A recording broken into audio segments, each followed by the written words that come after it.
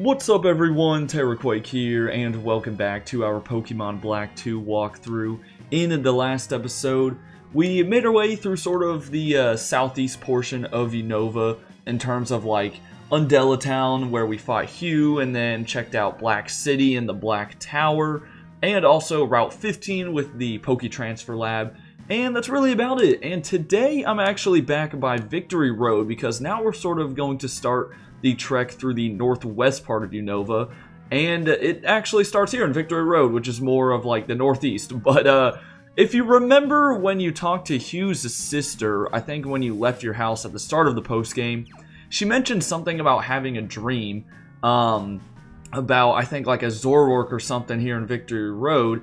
And yeah, you're actually going to want to come this way to check it out. And you can see right down there is the Zoroark. So you can go ahead and follow it now that you are the champion. If you try to do this beforehand, it'll just be blocking this little doorway. But go ahead and follow it, and eventually it is going to lead you to N's Castle. That's right. Hold on, which way do I want to go? It looks like both ways kind of take you to the same spot. Oh, but there's an item. There is an item back there. So I will pick this up real quick. There's also a veteran who's going to fight us. Okay. You know what? We're not going to be doing a crazy amount of trainer battles in this episode, so I think it's good that we go ahead and take this man on.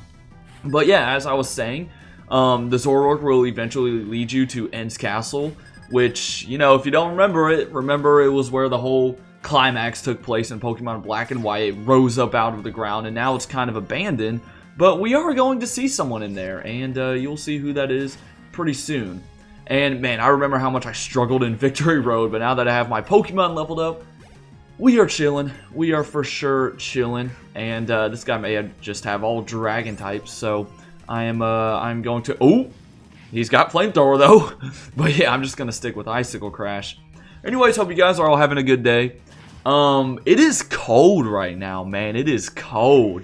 I tell you that. I don't know about where you guys are, but where I am, it can be like 60, almost 70 degrees one day, and then the next day it's like 40, man. It's crazy. It's absolutely absurd. But yeah, down goes this Zweilous. But yeah, I'm just chilling. Another kind of early morning recording here. Just trying to get one more episode knocked out of the way while I have more time over this weekend. So let's go ahead and pick up the Dragon Scale, and I think I am going to heal up Beartic because the one person you're gonna see in here, well, let's just say you're gonna have to do a big time battle with them. So I want to make sure everyone's fully healed, and we can hop over this ledge and continue on back outside. I don't think it's too far to get to N's Castle, but just follow the Zoroark. I mean, it's pretty straightforward. You can't really get lost or anything like that. And yeah, I think we can see the staircase over there. It's pretty cool. You know, a lot of people may have thought that like N's Castle just disappeared after Black and White, but no, it's just sitting here, not really doing too much. But yeah, you can take this really long staircase down into sort of the side of it, and hey, look who it is. It is N. So yeah, I think the theory goes that N could actually be a Zoroark because, you know, we saw the Zoroark a second ago, and now N's standing here. I know that's a pretty big theory. Could definitely be true. There's evidence to back it up. Or maybe Zoroark just ran off somewhere else. So, I'm going to say no because they're... Oh, wait, never mind. Okay, you do have to say yes. I thought that was going to... I think after we get through this, we can... Okay, yeah, we can explore some of the other areas right now. I thought maybe we'd have to wait until the end. Now, this is N's room, so if you bring him in here, he's actually going to talk about it a little bit. But hey, man, I don't care about your dialogue. I just want some of the items. All right, there's a couple of items lying around here, just like there was in Pokemon Black and White. And oh, and he's gone. Well, I guess he's not following us around anymore. There's a luxury ball though. I don't think there's anything towards the back. There's a few more items that I will try to grab. Wow, this place is a mess, dude. This place is a straight mess. Let's see. I think we will want to go down this way and to pick up a protein. And then there's a really solid TM that you can find in here too. And I think it's going to be maybe down and over. Let's find out. Yep, all the way over here. TM50 Overheat. And that's actually the last item. So, yeah. If there's any item to pick up in here, it's definitely that one. But let's just go ahead and take into like the deepest chamber because that's where he wants to go. So, yeah. So we can head on inside. I'm pretty sure this is the same room where we did the battle with Ghetsis and all that good stuff. And as you start to run towards the middle, and we'll be following you, I don't really know. He's just going to blabber on about, like, some of the things that Team Plasma was going after, like ideals of Pokemon and all that good stuff. And then he's going to call out Zekrom. Now, he's going to call out Reshiram if you're playing Pokemon White 2. And he's going to challenge you to a battle. That's right. Now, the good news is he only uses Zekrom, or Reshiram, of course. So, yeah, that's the only Pokemon on his team. However, it is at level 70, so definitely be prepared for still a pretty tough battle. That's why I wanted everyone fully healed and ready to go. So Zekrom, Dragon Electric, of course, knows Fusion Bolt, Imprison, Dragon Claw, and Zen Headbutt. And as for Reshiram, it has Fusion Flare, Imprison, Dragon Pulse, and Extra Sensory. Anyways, I started with Beartic just because he's going to be super effective with Icicle Crash. And I'm just trying to take this thing out as quickly as I can. Unfortunately, Fusion Bolt is obviously very strong. So, yeah, Icicle Crash, gonna take it to about half. That's fine. Maybe he'll somehow miss or something on this next turn. I don't know. Yeah, no. Wasn't expecting Beartic to do this all by himself. It's probably just gonna take a couple of team members to whittle this guy down. But, you know, for Dragon Electric, try to think of, you know, Ice or Ground. Reshiram might be a little easier to match up with, like, Ground and Rock. However, I guess it's not weak to Ice. Let's see. Who should I go to next? I guess Bambi resists Fusion Bolt, so he may be a little helpful. And then again, I don't really think he can do much damage himself. We do outspeed. We'll get the Leech Seed off. I'll take that. And look how big Zekrom looks compared to just the rest of my team. I'm not really sure why you went for Imprison. That's a move that makes it to where if you share a move with the opponent, then you can't go for it. But I don't share any moves with you. And I'm going to go for Return. I feel like I don't use Return very often, but as you can see, it's not great. Then again, it is Stab, so I feel like it should be doing more. Dragon Claw is going to do a lot of damage, but the Leech Seed is going to finish him off. So that really wasn't all too bad. Now, Zekrom's going to go down. And then after this battle, N is actually going to give you either the Dark Stone or Light Stone. Dark Stone if you took down Zekrom, Light Stone if you beat Reshiram. You get a ton of money, by the way, for doing that. And you can then take that back to the Dragon Spiral Tower, you know, north of Icarus City, and you'll be able to catch either Zekrom or Reshiram yourself. So it is a, you know, this is a very worthwhile thing to do because eventually you'll be able to get another Legendary. So yeah, he turns it back into the Dark Stone. And he hands it over to us. And then as for N, you can actually find him over by the Ferris wheel in Nimbasa City. And every season, you can battle him. And his team is going to change depending on whatever season it is. So he has a different team if it's spring, if it's summer, if it's, you know, fall, whatever. And however, similar to the Cynthia battle and Morimoto battle that I've talked about, his team is like level 75, 76, 77. So I think that's another battle that maybe I'll save for that final episode or something like that. We'll see. But I'm not going to do it today. As for the rest of this episode, we are going to start making our way over to the Dragon Spiral Tower, and that is going to start in Opelucid City. Now, I probably won't get all the way to the Dragon Spiral Tower today. Most likely, that'll be in the next episode. But what I can do is at least start making my way through Route 8. I think I'll try to take on a couple of trainers on Route 8, then take on the Moor of Icarus as well, or Moor of Icarus, however you say this stupid place's name. First, I'm going to heal up, and while I'm here in Opelucid City, it's worth mentioning that you can talk to Drayden, and he will offer to teach your Pokemon Draco Meteor, so, you know, one of the strongest Dragon-type moves in the game. Could very well be worth it. But, let's see, who do I want at the front? I think I'm just going to go with Bambi, I guess. I don't know. I do not know. But, yeah, we're going to head through Route 9, which we've already been to. You know, we did that when we first got to Opelucid City. And then we'll cross the Tube Line Bridge. I think this is, like, the only bridge that we haven't crossed in the region so far. So, yeah, there's going to be a couple of things for you to do as well. I don't think there's anything to grab inside the little building here. I mean, I'll double check. I know there's a TM we can get on the actual bridge, so I'll make sure to pick that one up. But, yeah, this dude's talking about crossing all 4 bridges, which, you know, once we do this, we have done. So that's pretty neat. And this one's got, like, cars and trucks going under you, which is pretty crazy. Anyways, this lady is going to talk about how loud it is. And I'm pretty sure every time you talk to her, she says the decibel level keeps going up. Yeah, she says 120 now. Like, okay, how did it just jump like 40?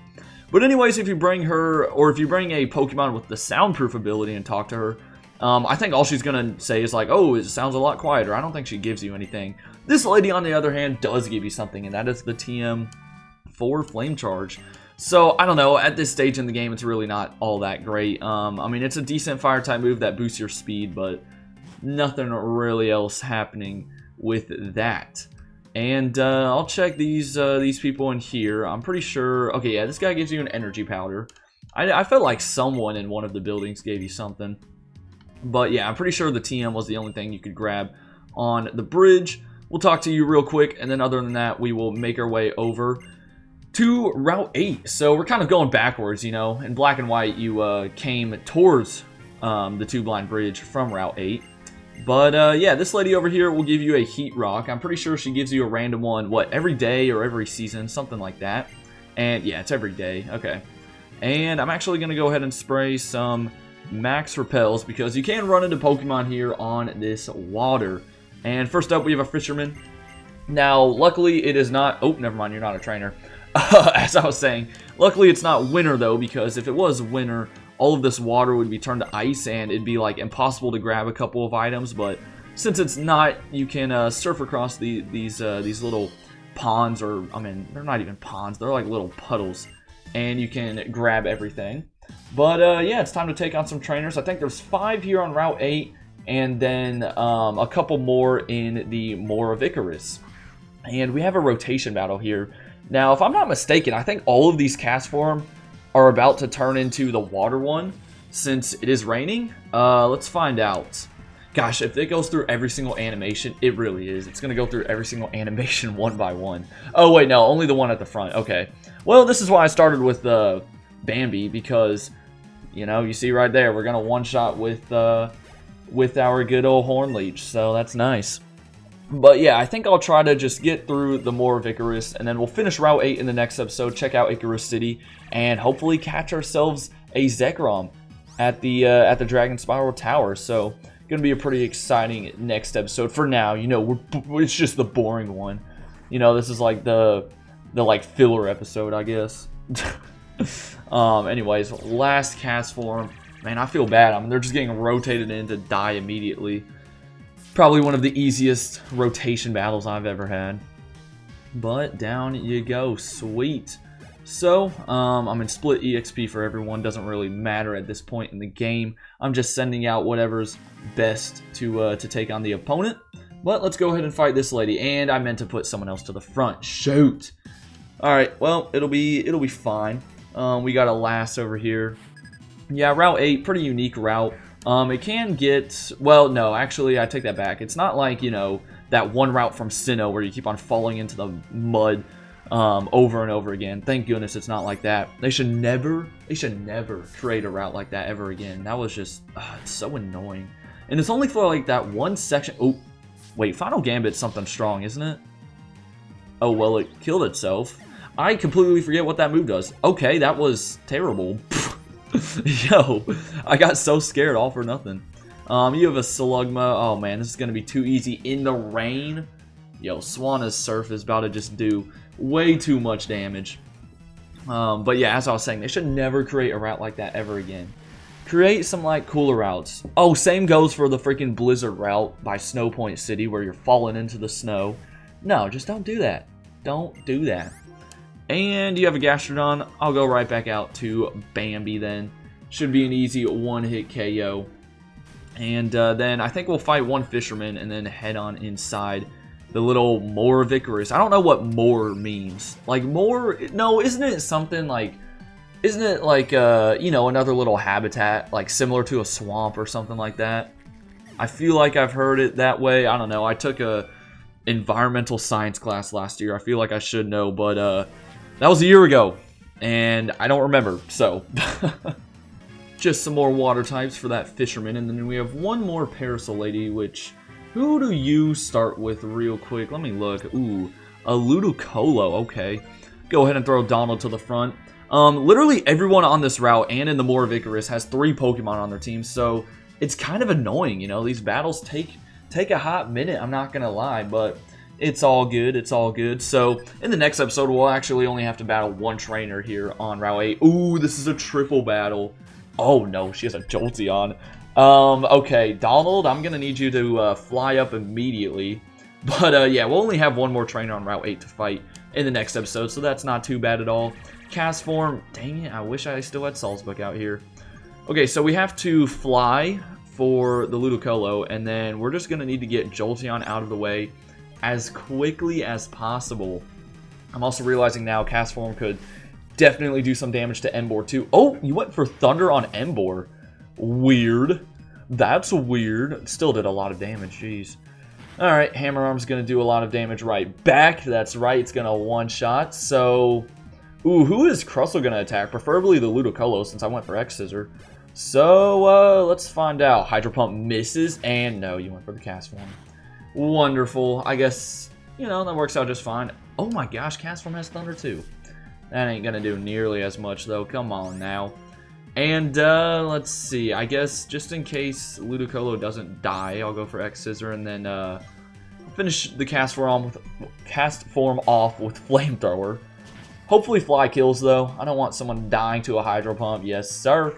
Another easy little triple battle right here. No problem at all. No problemo. We get to level 67 for Krusty.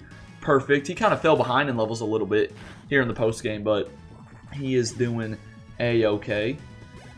And yeah, that is it for that battle. I guess when it's a triple battle, you know, and the person has 3 Pokemon, it doesn't take as long since you're knocking out like all of them within 2 turns.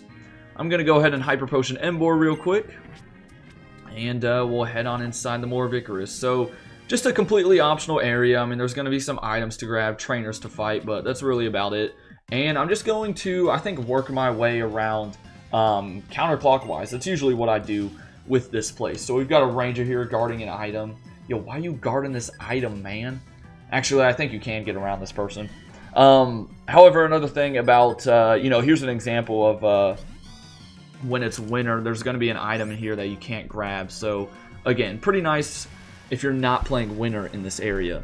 Then again, you go back to like a couple videos ago when we were going through Twist Mountain, and it's very nice if it's winter because you can like skip out most of it. So, there's kind of benefits and disadvantages to each season, I feel like. Down goes Escavalier right there, one of like the slowest Gen 5 Pokemon, I'm pretty sure. Skuntank's coming out next. Yo, I don't have a ground type, which sucks. And it's not raining anymore, so Surf isn't boosted, but it's still doing plenty of damage here with Swanna. But yeah, as I said before, it's kind of early on in this day still. Got a lot more things I want to do. Got to get some homework done. Got to edit a short for the main channel. And continue working on the next video for the main channel as well. Oh, by the way, it's Super Bowl Sunday. So that's pretty exciting, you know. The funny thing is, by the time this video drops, I mean, the Super Bowl's been like, I think 3 weeks past. So, yeah, kind of shows you that I'm pretty ahead right now. But that's cool. I don't really know who I'm picking, 49ers or Chiefs. I can see it going either way. I just hope it's a good, entertaining ball game. Okay, but let me know if you are, you know, choosing one team or the other. Maybe we got some 49ers or Chiefs fans watching Terraquake walkthroughs, which would be pretty cool. I'm always down to talk some football, so yeah, let me know. Let me know. Right, there's a full heal though, and we will continue on along to grab this item, which is just a rare candy. And yeah, we always take rare candies. It looks like a fisherman's coming up, so you know who I'm putting back to the front. It's gonna be Bambi, who, by the way, is running low on Horn Leeches. I hate how Horn Leech only has 10 PP. In my opinion, it should definitely be 50. Because what is Horn Leech? Is it like 70 base power? Maybe 75? Maybe it's 80, but either way, I feel like it should be 15. Who knows? I could just be biased, though, because I have it on my team. Maybe they had to nerf it a little bit just because of the fact that it heals you. And yeah, we only have 3 left, so after this battle, we're going to be completely out of Horn Leeches, which kind of sucks. But, gosh, I don't even know how to say that name. Eustace? Eustace? Man, you can tell. They're running out of names here in the post-game of of these games. I feel like that always happens. I think I've talked about that before. And we've got a silly little Stunfisk, the pancake fish. Yo, you're making me kind of hungry though, Stunfisk. Haven't eaten today. Gosh, and I haven't had pancake. Ooh, Flail's going to do a good bit of damage, I feel like. Not really. But yeah, I feel like I haven't had a pancake in a long time. A long, long time. Gotta say. Got to say. Alright, so down you go. And we only have, what, 3 more trainers to take care of in here. Let me go ahead and throw, I don't know, Bacon to the front.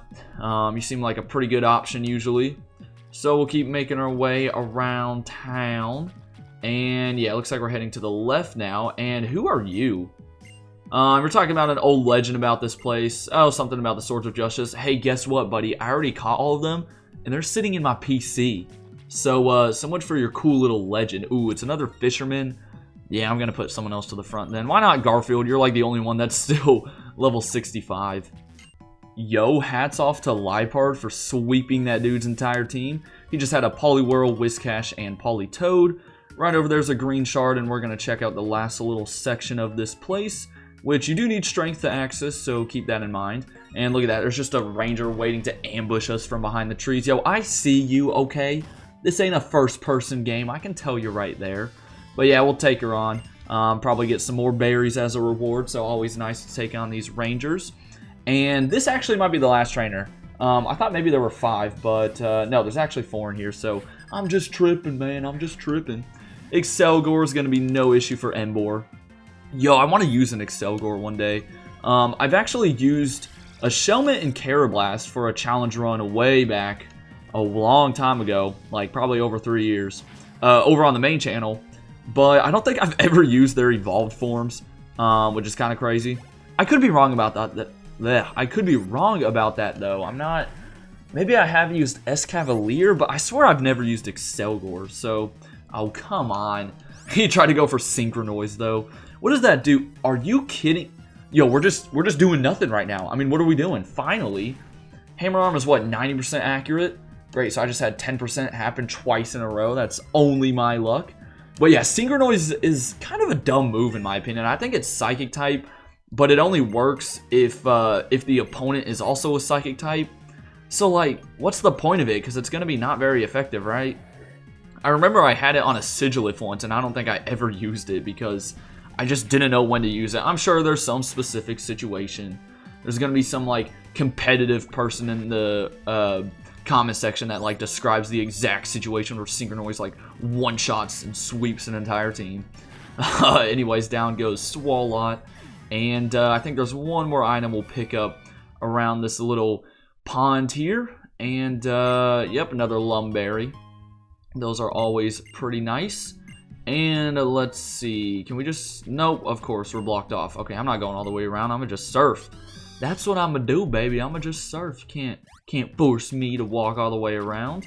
And you've got TM84 Poison Jab. Pretty solid TM, not going to lie. And that's it. So next time we are finishing off Route 8 and then checking out Icarus City and the Dragon Spiral Tower. Hopefully gonna add another legendary to our collection. For now though, hope you guys enjoyed. Have a great rest of your day, and until then, deuces.